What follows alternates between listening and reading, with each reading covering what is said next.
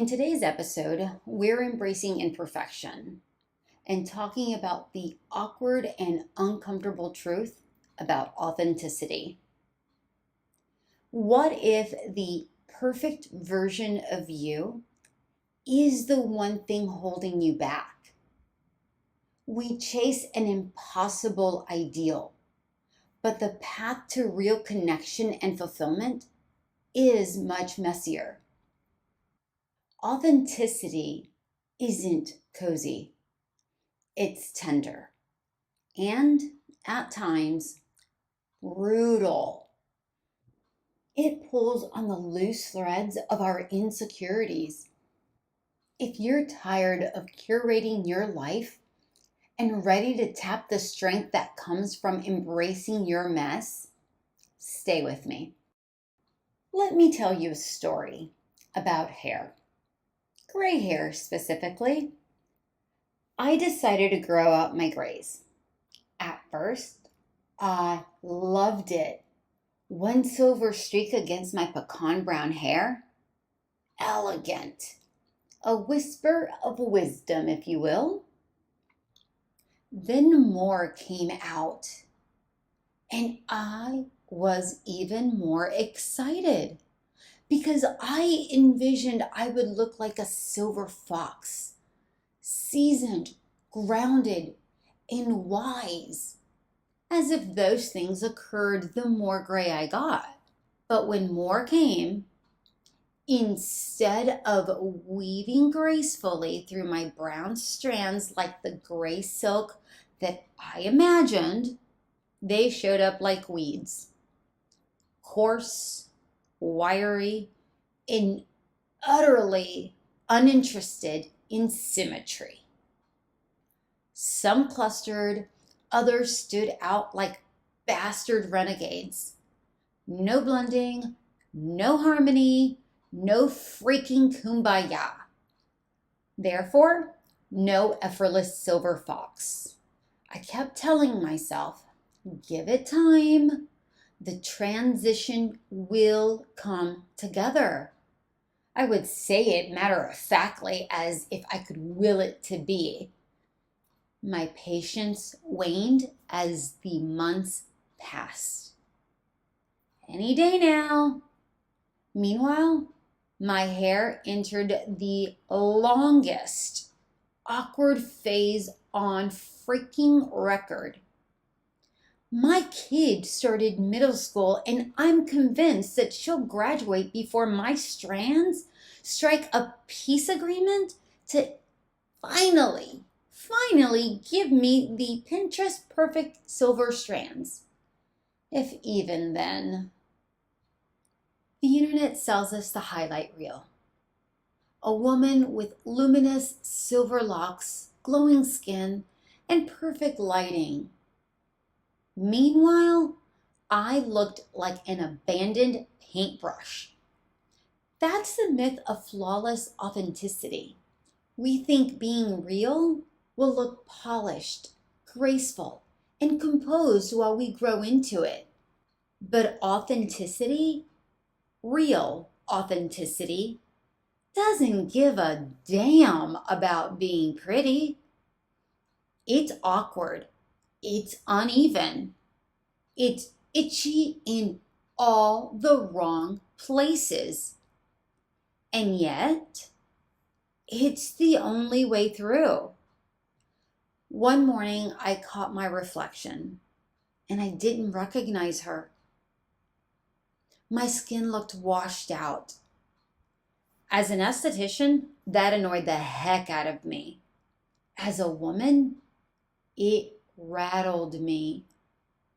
I spent years helping others care for their skin, enhancing what's already there. But in that moment, no serum or light makeup could fix what I was feeling. It wasn't just my complexion. It was a lag between who I was becoming and who I still expected to see. There's a quiet shock that happens when you realize you've changed.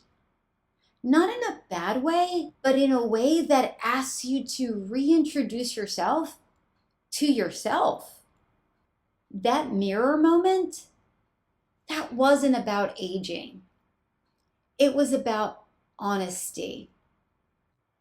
The texture of my life had started showing up on my face, and the gray, that only placed a spotlight on it. So I had a choice: meet it with judgment or meet it with grace. And here's the humbling part. I had tied my sense of being put together to how I imagined other people saw me. Going natural, no dye, minimal makeup felt like freedom. I didn't expect the identity wobble that came with it. Without the familiar filters of makeup and hair color, I was both stronger and more fragile than I thought. That fragility, that's the mirror doing its job. It reveals the unfinished bits, the worry about becoming invisible, the stubbornness disguised as conviction.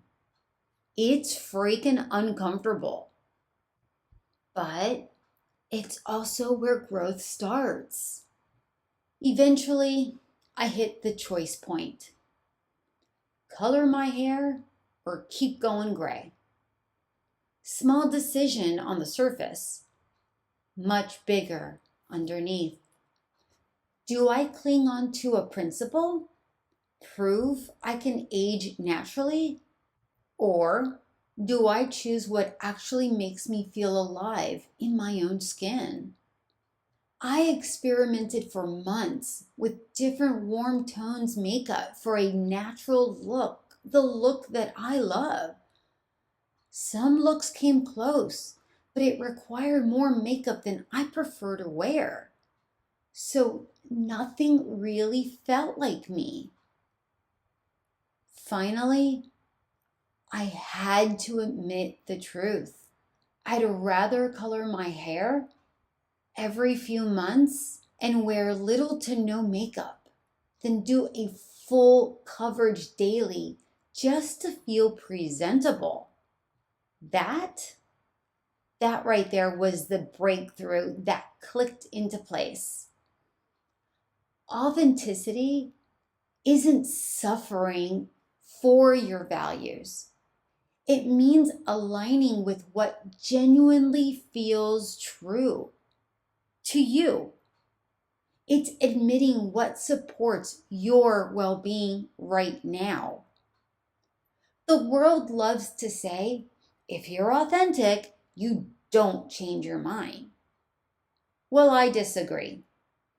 Sometimes changing your mind is the most authentic and honest thing you can do, because it means you're listening to yourself, not the image you build for other people.